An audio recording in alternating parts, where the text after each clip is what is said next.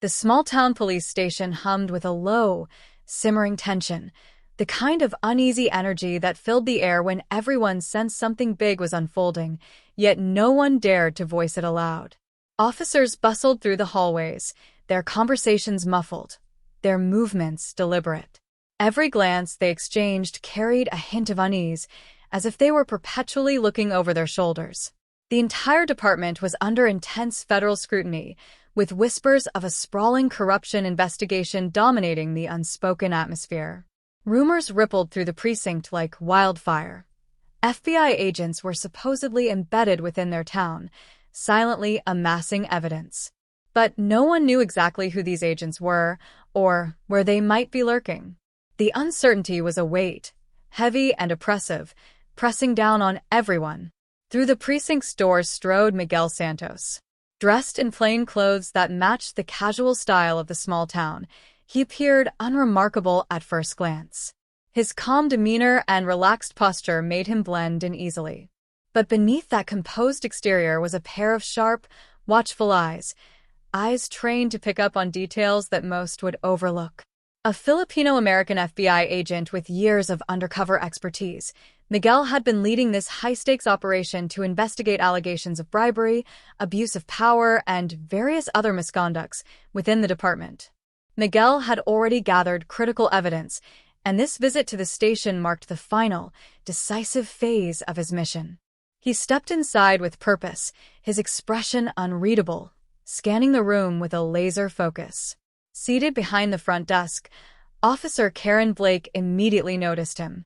A seasoned veteran with a reputation for being defensive and quick to challenge outsiders, Karen had a chip on her shoulder as big as the precinct itself.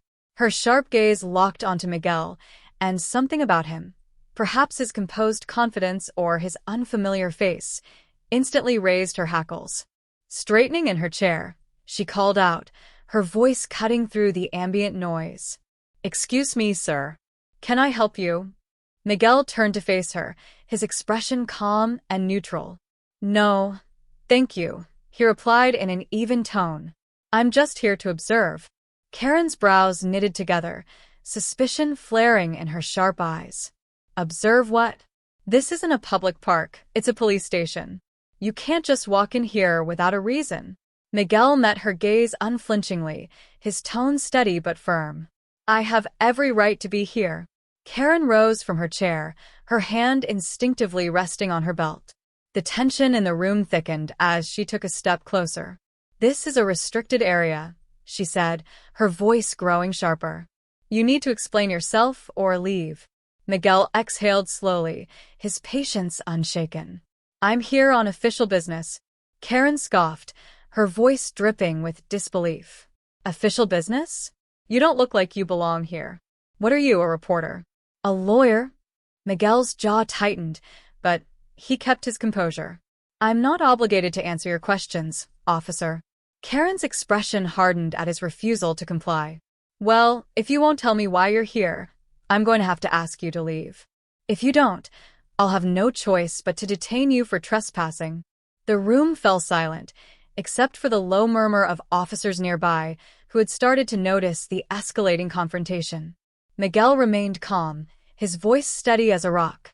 "I think you're making a mistake." Karen's eyes narrowed as she stepped even closer. "The only mistake here is you thinking you can walk into this station and act like you own the place. Turn around, hands behind your back."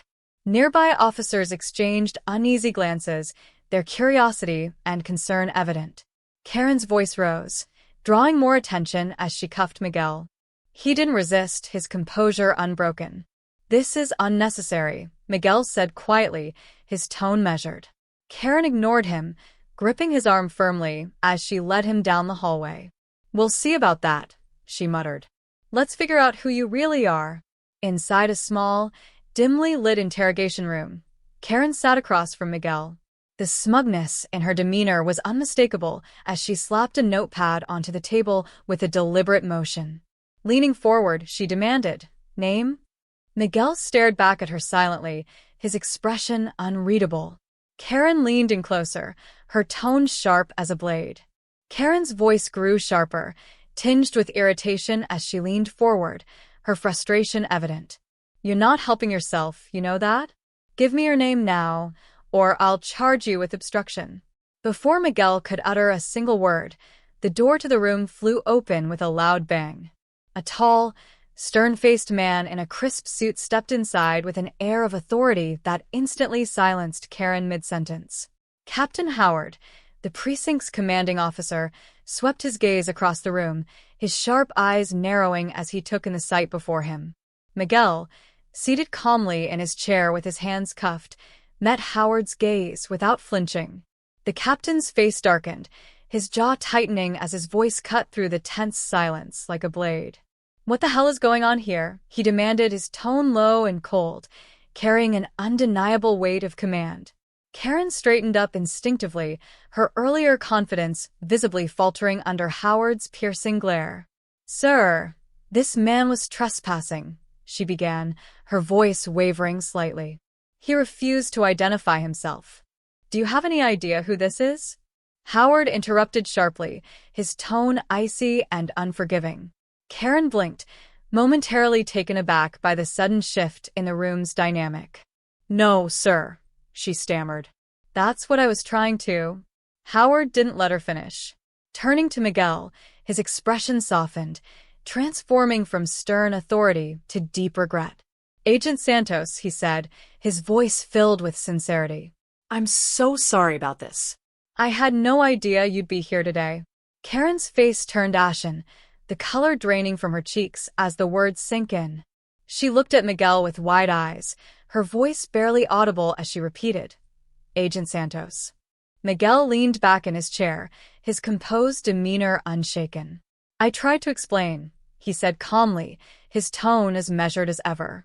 Howard's expression hardened as he turned back to Karen, his frustration clear. "Agent Santos is with the FBI," he said firmly, his voice tinged with anger. "He's leading the investigation into the corruption allegations against this department. And you just arrested him."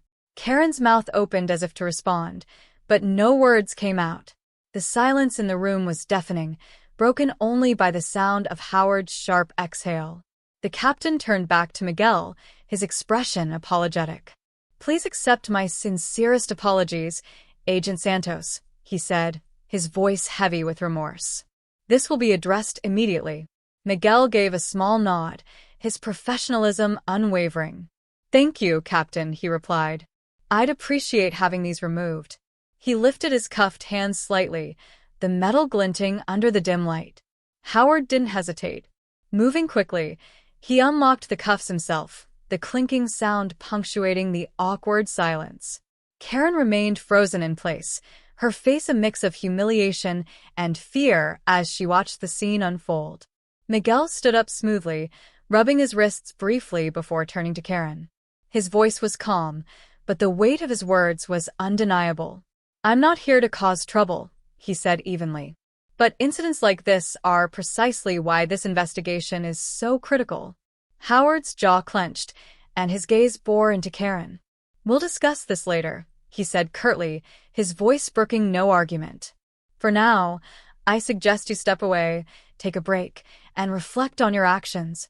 Karen gave a shaky nod, retreating from the room with her head down. As Miguel and Howard exited together, the precinct buzzed with hushed whispers. The news spread like wildfire through the station. Agent Santos, the man spearheading the corruption probe, had been detained by one of their own officers. The story didn't stay within the precinct's walls for long. Within hours, word of the incident had leaked, and social media erupted in outrage. Clips from the station's security cameras made the rounds online, sparking heated debates about bias, accountability, and the treatment of federal agents by local law enforcement. Karen was swiftly placed on administrative leave, pending an internal review. Her actions were widely criticized, seen as emblematic of the deep-rooted issues within the department. Meanwhile, Miguel pressed forward with his mission, undeterred by the ordeal. The investigation culminated in damning findings: widespread corruption, systemic abuse of power, and an entrenched culture of misconduct. The fallout was swift and severe, leading to multiple arrests and a complete overhaul of the department's leadership. In the aftermath, Miguel became a symbol of resilience and integrity. During a press conference, he addressed the public with a message of hope and determination.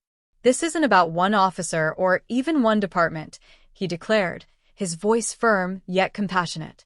"It's about creating a culture of accountability and respect, where justice is truly blind and serves everyone equally." His words resonated far beyond the precinct, sparking a national conversation about transparency, equity, and reform in law enforcement. The reforms inspired by the investigation became a model for other departments grappling with similar issues, setting a precedent for meaningful change. For Miguel, the experience was both a challenge and a reaffirmation of his mission. As he returned to his work, his resolve remained unshaken, a testament to the power of perseverance and the relentless pursuit of justice.